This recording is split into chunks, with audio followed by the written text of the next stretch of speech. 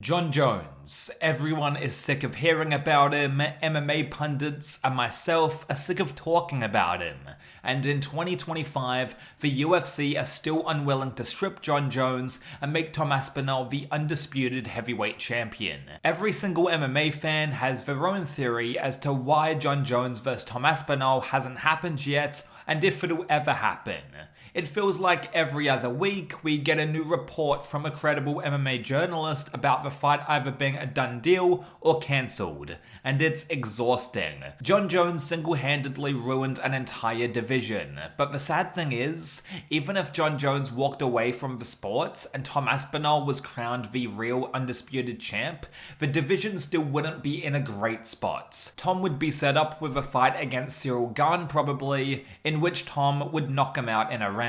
He would then go on to rematch the likes of Volkov, Blades, Pavlovich, and more than likely win those bouts as well. The only real noteworthy prospects we have in the division making their way up include Talison Teixeira and Almeida, but that's it. The heavyweight division is pretty shallow as is, and then if you dump this whole Jon Jones drama on top of it, it's like what's the point in watching any fight in the weight class? When the champ blatantly ducks the number one guy in the division, it has a trickle-down effect, and it makes all of the other fights kind of meaningless in my opinion.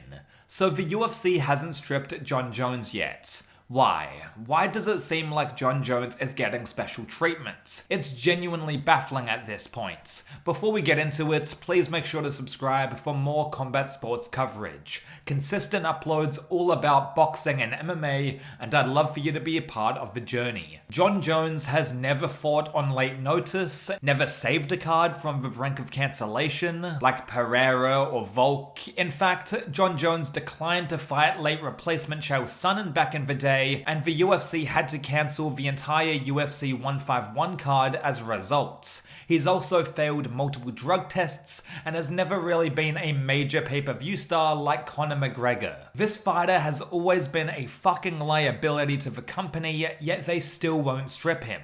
Perhaps the UFC are keeping their cards close to their chest about the Jon Jones vs Tom Aspinall fight not happening, so they can use that fight as leverage for future broadcasting deals when the ESPN deal concludes. That's one theory I've heard, and it makes a lot of sense. Jon Jones isn't a pay-per-view powerhouse like I said, but in 2025, he is one of the few true stars that the UFC has on their roster.